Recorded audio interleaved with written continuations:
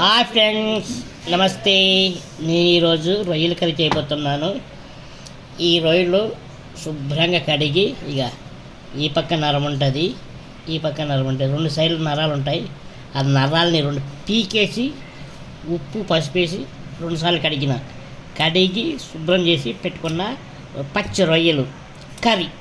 దీనికి కావాల్సిన పదార్థాలు ఏంటో చూద్దాం. ఇప్పుడు దీనికి కావాల్సిన పదార్థాలు అల్లము, ఎల్లుల్లిపాయ, పుదీనా, కొత్తిమీర, కరివేపాకు, అలాగే 2 సన్నగా కట్ చేసుకున్న ఉల్లిపాయలు, పచ్చిమిరపకాయలు 4, తర్వాత టమాటో కావాలి. ఇప్పుడు స్టవ్ వెలిగించుకుందాం. స్టవ్ వెలిగిన తర్వాత ఇప్పుడు ఆయిల్ వేసుకుందాం. ఒక 2 స్పూన్లు ఆయిల్ వేసుకుందాం. దీంట్లో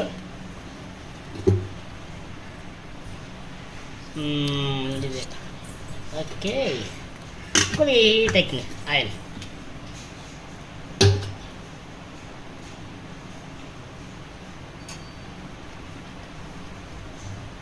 ఇప్పుడు దీనికి పచ్చి రొయ్యలకి మసాలా ప్రిపేర్ చేసుకుందాం.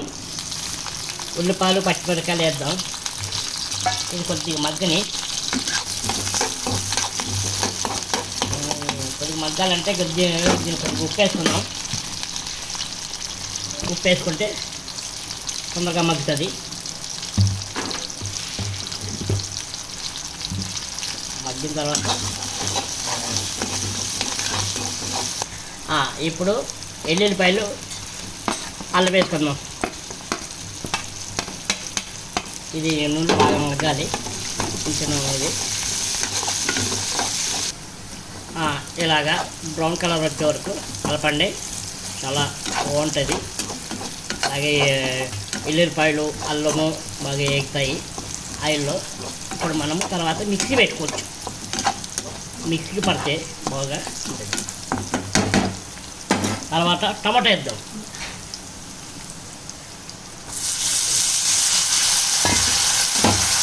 దీన్ని కూడా ఇప్పుడు పుదీనా వేసుకుందాం. పుదీనా ఇది కూడా కొద్దిగా మగ్గిన తర్వాత అప్పుడు కరివేపాకు వేస్తాం. కరివేపాకు, కొత్తిమీర వేద్దాం. ఇప్పుడు కొత్తిమీర వేద్దాం. కరివేపాకు కూడా ఇందులోనే వేద్దాం, బాగుంటుంది. కరివేపాకు కూడా ఫ్రై అయితే బాగుంటుంది.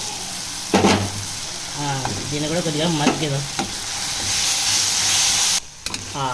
ఇది మగ్గింది. గసగసాలు వేద్దాం. గసగసాలు వేసిన తర్వాత 1 స్పూన్ కారం పొడి వేసాం చాలు. ఎందుకంటే ఆల్రెడీ పచ్చిమిరపకాయలు వేసాం కాబట్టి మనము వేసాం. 1.5 స్పూను ధనియాల పొడి వేద్దాం.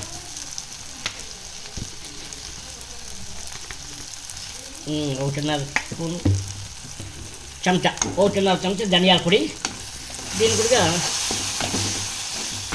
డ్రై అవ్వాలి. ఇది మసాలా కొద్దిగా ఇంకొద్దిగా బాగా ఉడకాలంటే కొద్దిగా నీళ్ళు వేద్దాం. నీళ్ళు వేసి ఉడకబెడదాం.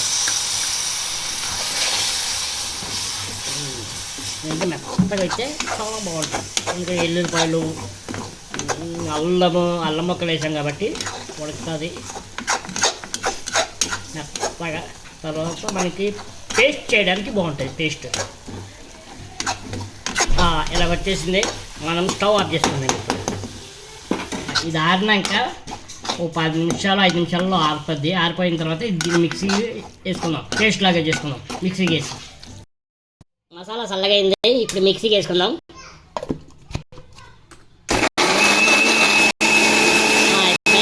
చూద్దాం.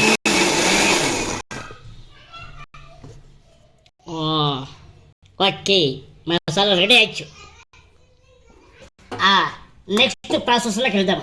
కలిగేద్దాం. స్టవ్ వెలిగించిన తర్వాత ఆయిల్ వేద్దాం. మనం నాన్ వెజ్ కర్రీ కాబట్టి కొద్దిగా ఆయిల్ ఎక్కువ పడుతుంది, కొద్దిగా ఎక్కువ కావాల్సి వస్తుంది. ఓకే, ఇప్పుడు ఆయిల్ హీట్ ఎక్కినాయి, నూనె వేడెక్కింది, ఉల్లిపాయలు వేసుకుందాం. ఉల్లిపాయలు వేసి మగ్గనిద్దాం. ఇప్పుడు కరివేపాకు వేద్దాం. కరివేపాకు కూడా కొద్దిగా చిట్టపట అయినాక మసాలా వేసుకుందాం. తర్వాత మిక్సీ పెట్టుకున్న మసాలా ఇందులో వేద్దాం.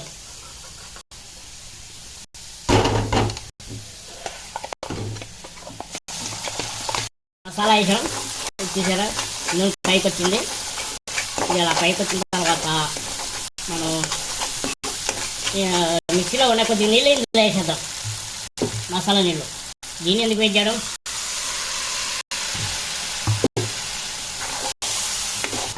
ఇక ఆయిల్ ఇలాగా పైకి తేలిన తర్వాత మనం పచ్చి రొయ్యలు వేసుకుందాం.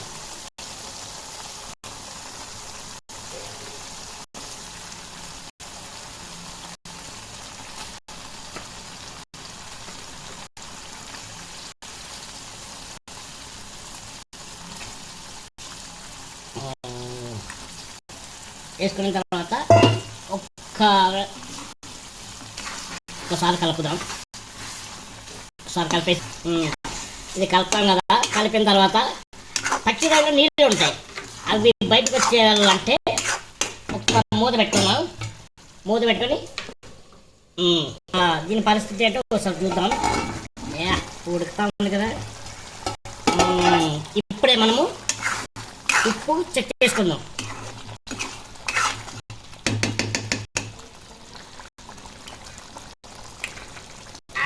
ఉప్పు తక్కువ ఉంది.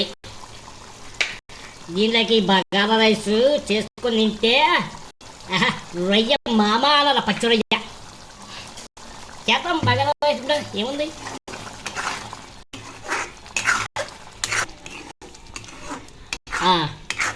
ఒక 5 నిమిషాల్లో దీన్ని మూత పెట్టి ఉడికించుకుందాం. తర్వాత గరం మసాలా వేద్దాం దీనికి. ఇప్పుడు పైకి వచ్చేసింది, రొయ్య కూడా బాగా ఉడికిపోయింది. ఇప్పుడు మనము మసాలా వేసుకున్నాం. లాస్ట్ మసాలా వేసుకొని కొత్తిమీర వేసుకొని దింపేద్దాం. ఓకే, ఇప్పుడు ఈ స్టేజ్లో కొత్తిమీర వేసుకున్నాం.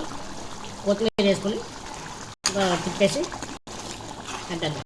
చూసారా అంత కలర్ఫుల్గా. హాయ్ ఫ్రెండ్స్, నా ఛానల్ని లైక్ కొట్టి షేర్ చేసి సబ్స్క్రైబ్ చేసుకోండి ప్లీజ్. ఇలాంటి వీడియోలు మరెన్నో చేస్తాను మీకోసం. మర్చిపోకండి, లైక్ చేయండి, షేర్ చేయండి, సబ్స్క్రైబ్ చేసుకోండి ప్లీజ్ ఫ్రెండ్స్. ఇప్పుడు స్టవ్ కట్టేద్దాం. అయిపోయింది, స్టవ్ కట్టేద్దాం. మూత పెట్టుకున్నాం. ఓకే.